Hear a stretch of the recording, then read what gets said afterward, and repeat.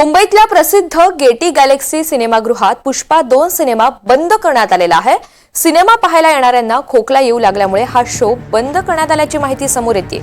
तर काहीसा अजब प्रकार हा मुंबईच्या वांद्रे परिसरात घडलेला आहे। मुंबईतल्या प्रसिद्ध गेटी गॅलेक्सी सिनेमागृहात पुष्पा 2 चा सिनेमा हा बंद करण्यात आला। सिनेमा पाहायला येणाऱ्यांना खोकला येऊ लागल्यामुळे शो बंद करण्यात आलेला आहे। दरम्यान हे नेमकं कशामुळे घडलेलं आहे त्याचं कारण अद्याप स्पष्ट होऊ शकलेलं नाही। मात्र अचानक हा शो बंद करण्यात आलेला आहे। उपस्थित प्रेक्षकांना अचानक खोकल्याचा त्रास जाणवू लागला आणि या तक्रारीनंतरच हा शो रद्द करण्यात आलेला आहे। वांद्रे गेटी गॅलेक्सी मध्ये पुष्पा 2 या सिनेमाचा हा शो बंद करण्यात आला। मात्र याचं नेमकं कारण अद्याप समजू शकलेलं नाहीये। अधिकची माहिती आपल्याला प्रतिनिधी महेश बागल देतील। महेश, नेमकं काय घडलेलं आहे या ठिकाणी, काय कारण समोर येत आहे? मुंबईतील प्रसिद्ध अशा गेटी सिनेमागृहामध्ये काल एक विचित्र प्रकार घडलेला आहे।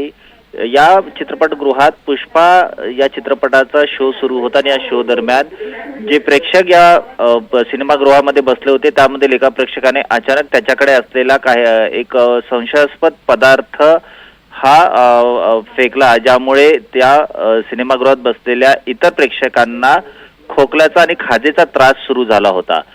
या घटनेमुळे अचानक हा शो जो होता चित्रपटाचा तो बंद करण्यात आला आणि नक्की काय प्रकार घडला आहे हे सिनेमागृहाच्या मॅनेजमेंटकडून तपासण्यात आले होते। बराच वेळ हा प्रकार सुरू होता। त्यानंतर या संदर्भात शो बंद करून ज्यांना त्रास होत होता खोकल्याचा त्यांना थिएटरच्या बाहेर पाठवण्यात आले। या संदर्भात पोलिसांकडे कुठलीही तक्रार अद्याप दाखल करण्यात आलेली नाहीये। मात्र ज्यावेळेस बांद्रा पोलिसांना याबद्दल माहिती मिळाली त्यावेळेस त्यांनी स्वतःहून या संदर्भात दखल घेत सिनेमागृहात जाऊन घडलेल्या प्रकाराची चौकशी सुरू केलेली आहे।